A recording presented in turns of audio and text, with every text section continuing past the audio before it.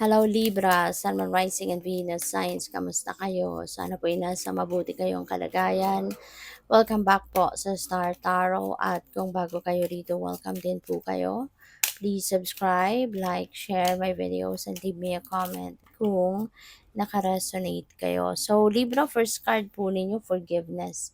So baka ang iba sa inyo rito, meron na kayong willingness to forgive the people who have hurt you, which is good kasi ibig sabihin nito na you are choosing love. 'Di ba? Mas pinipili mo yung pag-ibig, pagmamahal.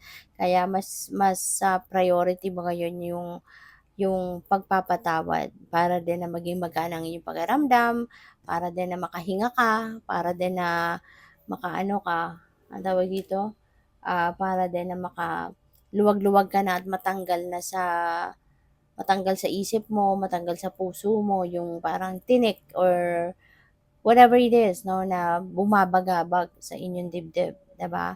Kasi when we are forgiving, we are doing ourselves a favor, no, in that case. Hindi natin kailangan ano na yung nagkamali sa atin hihingi sa atin ng sorry para tayo mag-forgive. Para sa iyo, gusto mo na mag-forgive para na makapag-move on ka na, 'di ba? So that's good. That's good para makapagsimula ka na ng bagong buhay. We have release, yeah, lighten your load. Ayan. So, kung ano man itong bigat, mahirap, na pinagdadaanan ninyo, Libra, you are going to release it. You are going to lighten your load.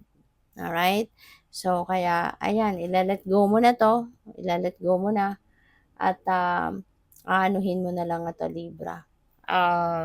Kung ano man ito, yung bigat sa dibdib, yan, magpo-forgive ka na, isang way na yan para mapagaan ang bit-bit mo sa inyong loob. Or this could also be anything, diba? Iba-iba to, depende sa inyong sitwasyon. So, pwede rin na kung kunyari, duties and responsibilities din ito na sobrang mabigat para sa'yo, maybe now is the time also that you're going to lighten your load.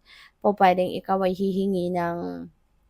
pwedeng hihingi ka ng tulong sa iba, para mapagaan, 'di ba, yung responsibilities mo or duties mo or pupuwedeng iiwanan mo na 'to. Kung trabaho kunyari 'yan, pupuwedeng, you're going to release yourself from that job. Pupuwedeng magre-resign ka na, no? So we have move, a rolling stone gathers no moss. So there is movement dito. There is siguro change, no, na mangyayari dito. Pupuwedeng yung movement na 'to, could be related, no? Could be related to ano, pupuwedeng yung movement na 'yan could be related to relocation, pupuwedeng yung movement na 'yan could be related to, um,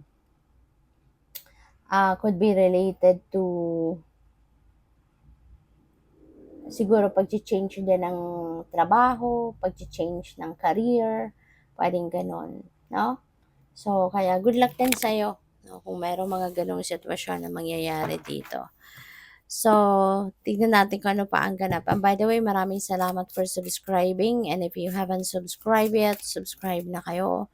And also, maraming salamat din for not skipping the ads. Malaking bagay po yan sa akin.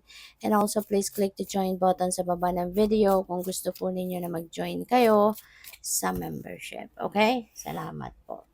So, we have mule. Ayan, someone is extremely stubborn and unwilling to change. Okay, Libra?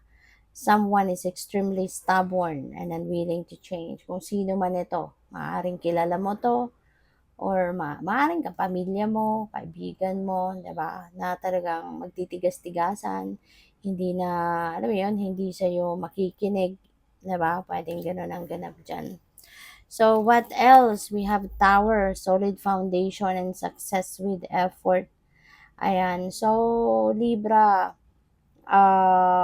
this is tagumpay. You know, this is tagumpay na maaaring makakamit mo na sa ngayon. Alright?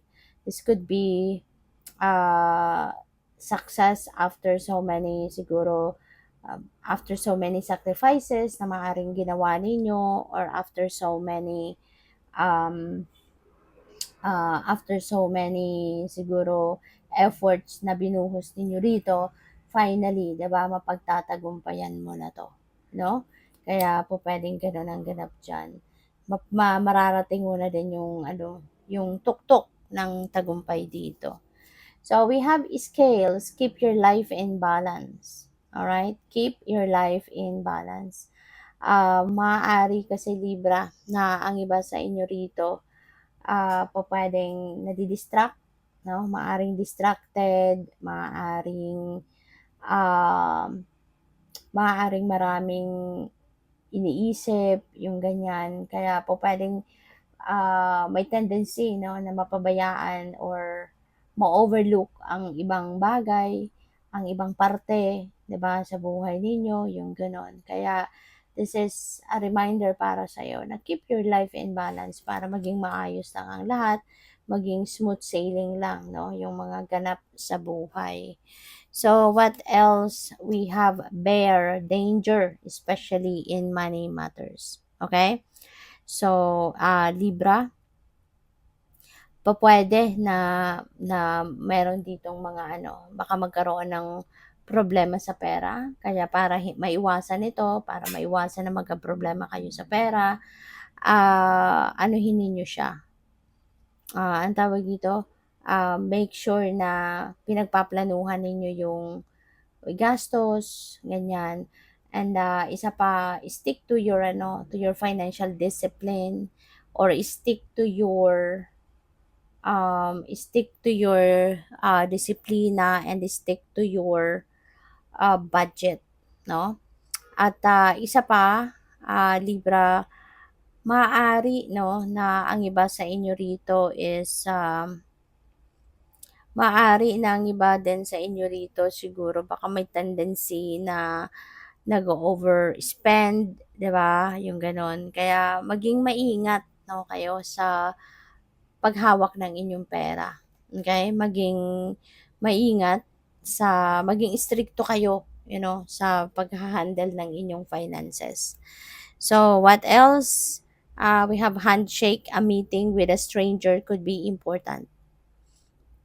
Alright?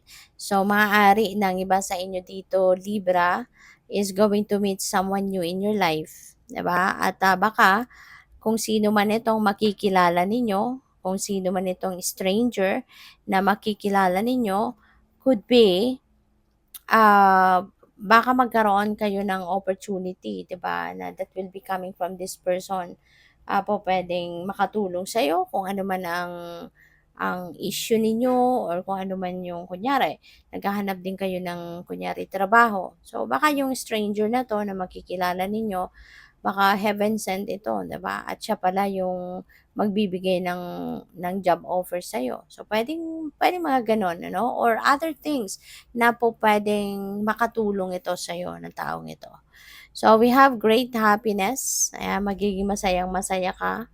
Maraming rason 'no, iba't ibang rason dito kung bakit kayo magiging masayang-masaya.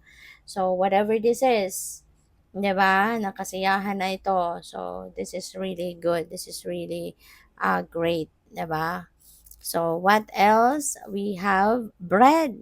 Isang rason ito kung bakit kayo magiging masayang-masaya. This is a period of prosperity and abundance. Okay?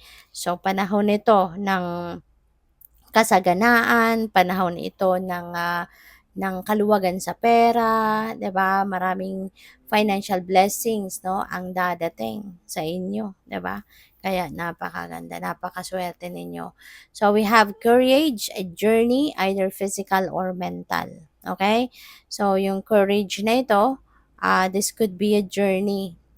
This could be a journey na ta-travel, 'di ba? Pupuwedeng ta-travel kayo physically, somewhere, maybe for whatever reason ano, basta merong magta-travel dito or kung hindi man, pupuwedeng mental travel ito. Pupuwedeng meron kayong iniisip or meron kayong diskarteng iisipin, meron kayong diskarteng gagawin, something like that, okay?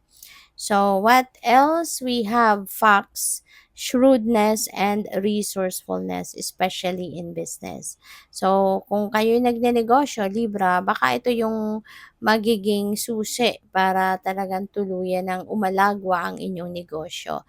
So, you may practice this, i-apply ninyo ito sa inyong negosyo kasi baka ito yung kulang, no? Ito na lang yung kulang at tatuluyan ng aalagwa kayo. So, good luck. Thank you for watching Love and Light. Namaste.